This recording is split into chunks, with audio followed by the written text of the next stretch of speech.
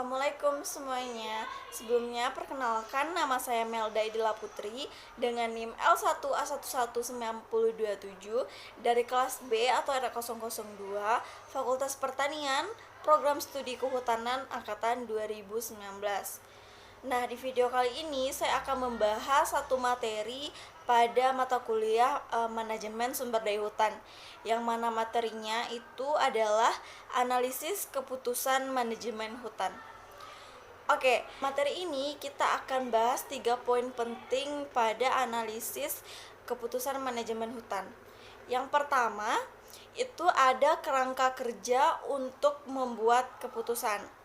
Dan yang kedua ada pernyataan masalah dan penulisan persamaan. Dan yang ketiga ada identifikasi masalah. Tujuan umum dari analisis pengambilan keputusan ini adalah memahami dasar-dasar pengambilan keputusan manajemen hutan. Oke, pada kerangka kerja untuk membuat keputusan ini, peran pokok bagi seorang manajer hutan itu adalah membuat keputusan dan memilih berbagai rangkaian alternatif dari kegiatan. Nah, kebebasan menentukan persepsi atas situasi suatu masalah akan menjadi dasar untuk membuat keputusan yang bijaksana.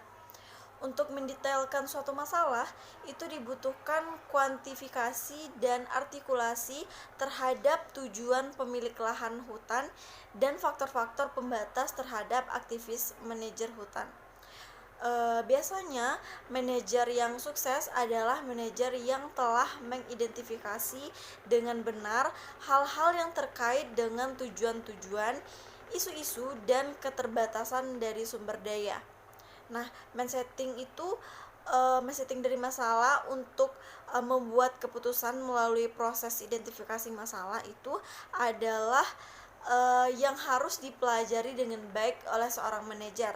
Masalah memiliki suatu struktur dan prosedur yang sistematis untuk menjelaskan struktur tersebut. Nah, selanjutnya itu ada pernyataan masalah dan penulisan persamaan.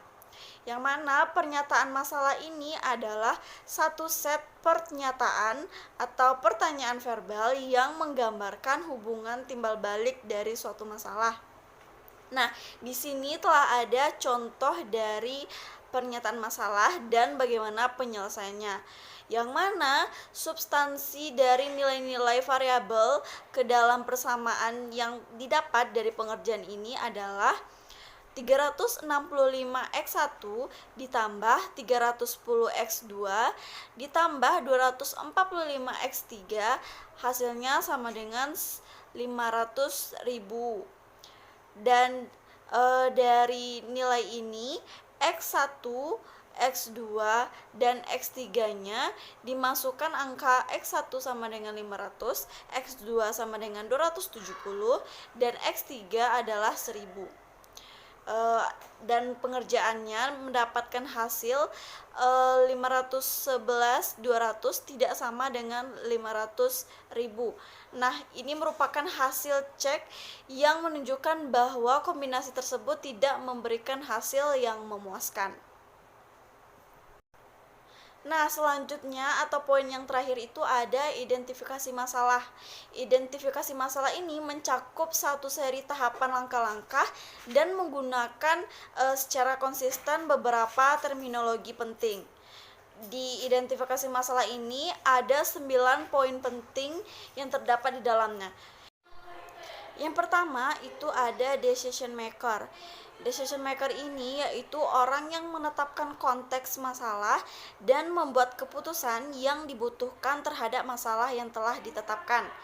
Decision maker tersebut adalah pemilik lahan hutan atau manajer hutan yang diberi kewenangan oleh pemilik lahan untuk melakukan aktivitas pengelolaan hutan, memilih kebijakan atau aktivitas apa yang akan dilakukan untuk menyelesaikan masalah yang ada dan bertanggung jawab terhadap pilihan tersebut. Yang kedua ada goals, tujuan. Goals merefleksikan apa yang ingin dicapai oleh decision maker, dan pada dasarnya suatu masalah dapat mencakup lebih dari satu tujuan yang relevan dengan masalah tersebut. Yang ketiga itu ada goals kriteria.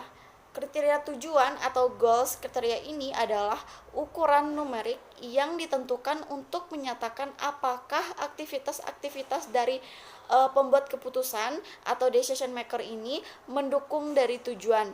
Untuk mengarahkan tujuan, kita harus menemukan suatu kriteria yang mengukur pencapaian dari tujuan tersebut. Yang keempat ada activity dan decision variable ide. Ide tentang aktivitas dan variabel keputusan ini dapat dengan mudah dibangun dengan suatu contoh.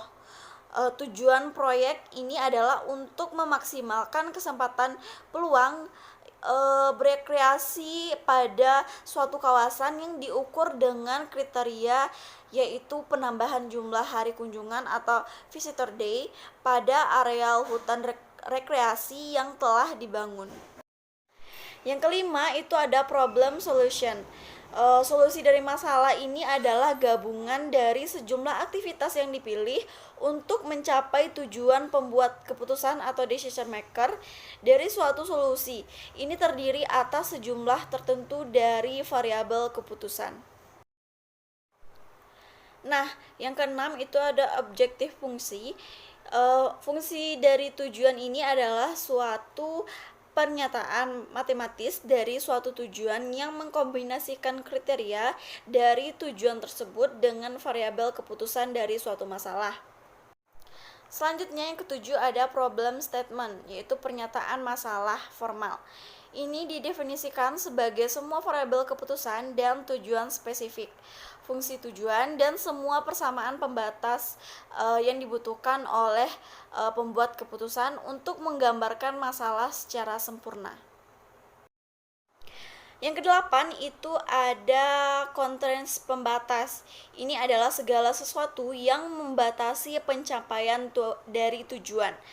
Pembatas itu adalah selalu ada pada setiap masalah dan perlu diidentifikasi apabila ingin mencoba untuk menyelesaikan suatu masalah dengan baik.